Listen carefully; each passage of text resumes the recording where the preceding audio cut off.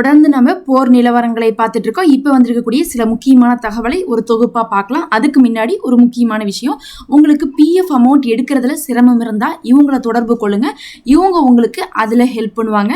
அதே மாதிரி உங்களுக்கு இன்கம் டேக்ஸ் ஃபைல் பண்ணுறதுல தேவை இருந்தால் இவங்கள தொடர்பு கொள்ளுங்க. வெறும் கம்மியான சார்ஜ்லேயே உங்களுக்கு அதை செஞ்சு கொடுப்பாங்க. இப்போ நம்ம வீடியோக்குள்ளே போகலாம். முதல் விஷயமே இன்னைக்கு வந்து பாத்தீங்கன்னா மக்கா அக்ரிமெண்ட் வந்து கையெழுத்திடப்பட்டிருக்கு.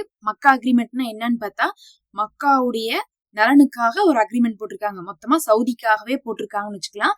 ஏற்கனவே சவுதி பாகிஸ்தானோட அக்ரிமெண்ட்ல தான் இருக்கிறாங்க பாதுகாப்புக்காக. இப்ப மறுபடியும் துருக்கி, பாகிஸ்தான், இன்னும் வந்து சவுதியும் சேர்ந்து போட்டிருக்காங்க. அந்த அக்ரிமெண்ட் பேர் தான் வந்து மக்கா அக்ரிமெண்ட். என்ன சொல்றாங்கன்னா, எந்த ஒரு குறிப்பிட்ட நாடையும் குறி வச்சு நாங்க போடல. ஆனா நாங்க வந்து பாகிஸ்தானுடைய இன்னும் வந்து துருக்கியுடைய ஆதரவோடு வந்து சவுதிக்கு வந்து நாங்க என்ன பண்ண போறோம்னா பாதுகாப்பு கொடுக்க போறோம். இந்த 3 நாடுகள்ல எந்த ஒரு நாட்டை யார் அடிச்சாலும், அதாவது சவுதி யாராவது அட்டாக் பண்ணாலும், துருக்கி யாராவது அட்டாக் பண்ணாலும், பாகிஸ்தானை யாராவது அட்டாக் பண்ணாலும் 3 நாட்டையுமே அடிச்ச மாதிரி தான் அர்த்தம். ஒருத்தவங்களை அடிச்சாலும் மத்தவங்க எல்லாரும் வந்து தாக்குவோங்கிறாங்க. பொதுவா வந்து ஒருத்தவங்களை அடிச்சா மத்தவங்க வந்து தாக்குவோம்னு சொன்னா, இப்ப இருக்கிற நிலைமை வந்து சவுதி எல்லா பக்கம் அடி வாங்கிட்டு இருக்காங்க. இவங்களுக்காக சப்போர்ட்டுக்கு வரணும். ஆனா இத சொல்ற அவங்களே கையோட சொல்லிடுறாங்க, இது எந்த நாட்டுக்காகவும் தனியா வந்து இது பண்ணல. அதாவது நாங்க வந்து இஸ்ரேலை அழிக்கிறதுக்காக இப்படி ஒரு கூட்டணி போடுறோம், அமெரிக்காவுக்காக, ஈரானுக்காக அப்படின்னு சொல்லிட்டு தனியா நாங்க போடல, பொதுவாதான் நாங்க சொல்றோம் அப்படிங்கறதையும் சொல்லியிருக்காங்க. ஏன்னா வந்து இது எந்த அளவுக்கு சாத்தியம் அப்படிங்கறது தெரியல. நிறைய நேரத்துல வந்து பார்க்கும்போது பாகிஸ்தானோட போடக்கூடிய ஒப்பந்தம் எல்லாம் சவுதி வந்து பெருசா பிரயோஜனப்படுத்துற மாதிரியே தெரியல. ஏன்னா இந்த போர் ஆரம்பிச்சதுல இருந்து இந்த 4 மாசத்துல முதல்ல சவுதியை ஈரான் அட்டாக் பண்ணாங்க. அப்புறம் சமாதானம் வந்துச்சு. மறுபடியும் வந்து போர் ஆரம்பிச்ச போது ஈராக் அட்டாக் பண்ணாங்க. மறுபடியும் ஹவுதிஸ் அட்டாக் பண்ணாங்க. கிட்டத்தட்ட 3 நாடு அட்டாக் பண்ணிருக்காங்க. ஆல்ரெடி பாகிஸ்தான் ஒப்பந்தத்துலதான் இருக்காங்க.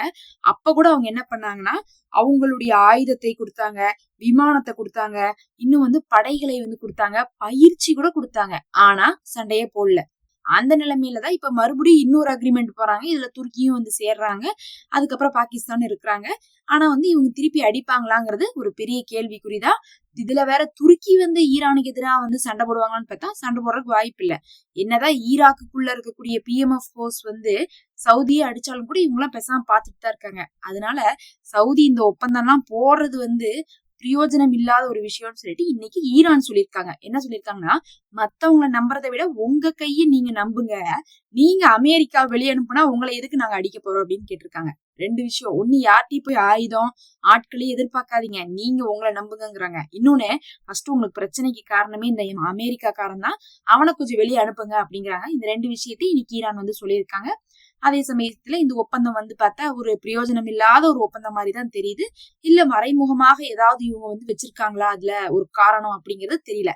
இன்னைக்கு நாள் வரையுமே வந்து பார்த்தா சவுதிக்காக ஆதரவாலாம் யாரும் வந்து இறங்கல. இந்த அக்ரிமெண்ட்டுக்கு அப்புறமும் இறங்க மாட்டாங்க. இது ஆனா இன்னைக்கு ரொம்ப பேசு பொருளாக மாறி இருக்கு. அடுத்து இன்னைக்கு வந்து ஈரான் வந்து சொல்லியிருக்காங்க, நாங்க ஓமானோட பேசிட்டு இருக்கோம், ஓமான் கூட பேசி ஒரு ஒப்பந்தம் வந்து கையெழுத்து போட போறோம். ஆனா வந்து அதை பத்தி வந்து நாங்க இன்னைக்கு தகவல் வெளியே விட மாட்டோம், இனி வரக்கூடிய நாட்கள்ல திங்கட்கிழமை வந்து நீங்க எதிர்பார்க்கலாம் அப்படின்னு இருக்காங்க. அப்படின்னா அமெரிக்கா கிட்ட இவங்க பேசுறதே ஓமான் கிட்ட மட்டும் தான் பேசுறாங்க. அது இல்லாம இன்னைக்கு ஈரானுடைய நாடாளுமன்றத்திலேயே வந்து என்ன பண்ணிருக்காங்க, ஒரு தீர்மானத்தை கொண்டு வந்திருக்காங்க. அந்த தீர்மானத்துல ஹார்மோஸ்ல இனிமேல் வந்து மத்த கப்பலை விட்டாலும் விடுவோமோ தவிர அமெரிக்கா கப்பல், இஸ்ரேல் கப்பலை இனிமேல் விடவே மாட்டோம் அப்படின்னு சொல்லிட்டு ஒரு தீர்மானத்தை எடுக்கிறாங்க. பார்க்க போனா நிலைமை வந்து இஸ்ரேலுக்கும் அமெரிக்காவுக்கும் இன்னும் வந்து மோசமா போயிட்டு இருக்கு. அவங்களும் சமாதானத்துக்கு வர தயாரா இல்ல. சமாதானத்துக்கு வராம இவங்க வந்து பிரச்சனை பண்றாங்கிறதுனால அவங்கள விடுறதுக்கு இவங்களும் தயாரா இல்ல. இப்படி போகும்போது மறுபடியும் யுத்தம் தான் வருமோ தவிர கண்டிப்பா சமாதானம் வரவே வராது. அப்படி ஒரு தீர்மானமும் இன்னைக்கு வந்து பாத்தீங்கன்னா அங்க வந்து நிறைவேற்றப்பட்டிருக்கு. இதெல்லாம் இல்லாம கலிபாஃப் அவர்கள் என்ன சொல்றாங்கன்னா, ராஜதந்திர ரீதியாக எல்லாம் ஒன்னும் அமெரிக்கா எங்களை அப்ரோச்சே பண்ணல. அவங்க வந்து பாத்தீங்கன்னா என்ன பண்ணிட்டு இருக்காங்க, கோமாளி வேலை பண்ணிட்டு இருக்காங்க. அவங்க பண்றது எல்லாமே ஏமாற்றுதான். அவங்க ஒரு நாள் வந்து நாங்க கெஞ்சினோம்பாங்க, நாங்க வந்து போற நிறுத்தற கேட்டோம்பாங்க. அடுத்த நாள் வந்து பாத்தீங்கன்னா இல்ல உங்களை நாங்க அடிக்க போறோம், அழிக்க போறோம்பாங்க. ஒன்னா நாங்க கெஞ்சணும்னு சொல்றது, இல்ல இவங்க மிரட்டணும்னு சொல்றது எந்த விதத்துல ராஜதந்திர ரீதியான ஒரு பேச்சா இருக்கும்?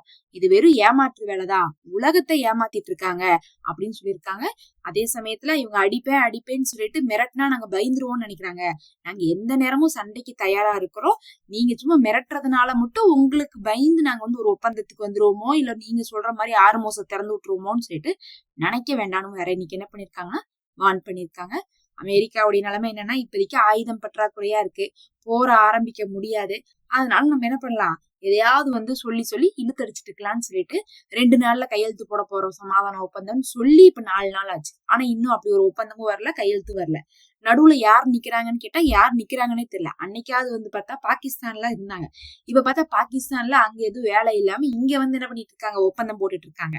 அந்த அளவுக்கு பார்த்தா யார் நிக்கிறாங்கன்னு கூட தெரியல, யார் பேசுறானே தெரியாமதான் இப்ப போயிட்டு இருக்கு.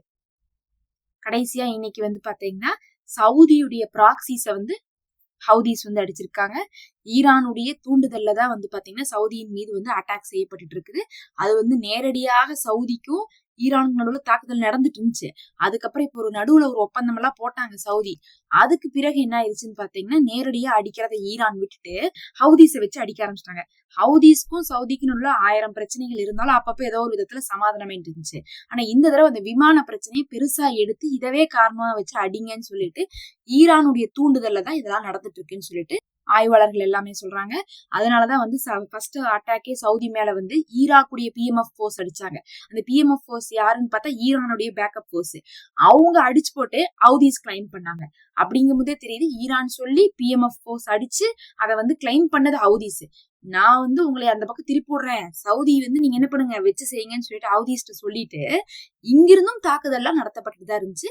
ஈரான் என்ன சொன்னாங்கன்னா ஹவுதீஸ் நியாயமா தான் சண்டை போடுறாங்க, சவுதி தான் அடக்குமுறை பண்றாங்க ஏமனுக்குள்ள, அதனால அவங்களுக்குள்ள இருக்கிறது அவங்க பாத்துக்கிட்டோம் அப்படிங்கிற மாதிரி ஈரானும் அந்த சண்டையை நியாயம்தான் படுத்துறாங்க. இன்னைக்கும் பாத்தீங்கன்னா சவுதியுடைய பேக்கப் போர்ஸை ஏமனுக்குள்ளேயே வச்சு அடிச்சதுல 12 அட்டாக் பண்ணிருக்காங்க. அங்க பலரும் உயிரிழந்திருக்காங்க.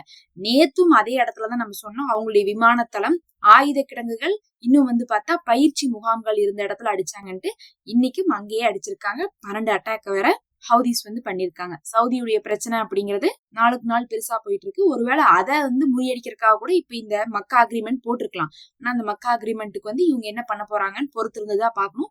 பாகிஸ்தான் ஆல்ரெடி அக்ரிமெண்ட்ல தான் இருக்கிறாங்க. இப்ப 2வது அக்ரிமெண்ட் இது. இந்த அக்ரிமெண்ட்லயாவது சவுதி அட்டாக் பண்றதை தடுக்க போறாங்களா, இல்ல வழக்கம் போல சவுதியை பாதுகாக்க போறோம்னு சொல்லிட்டு அவங்கள்ட்ட பணப்பற்றாக்குறைக்காக காசை மட்டும் வசூல் பண்ணிக்க போறாங்களான்னு பாக்கலாம்.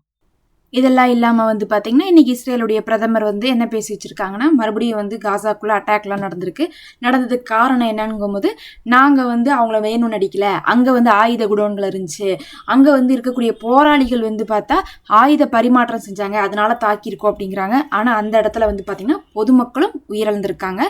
இது பாத்தீங்கன்னா இன்னைக்கு காசால இருக்கக்கூடிய போராளிகள் மறுபடியும் என்ன பண்ணிருக்காங்கன்னா, அமெரிக்கா தானே நடுவில் நின்று பேசுறீங்க, அப்ப நாங்க ஆயுதத்தை கீழே போடுறோம்னு சொன்னதுக்கு பிறகு கூட இப்படி அடிச்சிட்டு இருக்காங்க, இதை நீங்க கேட்க மாட்டீங்களா, அப்படி நீங்க அவங்க அடிக்கிறத விட்டு வேடிக்கை பார்த்துட்டு இருந்தா நாங்க ஆயுதத்தை கீழே போட மாட்டோம்னு சொல்லிட்டு இன்னைக்கு மறுபடியும் என்ன பண்ணிருக்காங்கன்னா வலியுறுத்தி இருக்காங்க.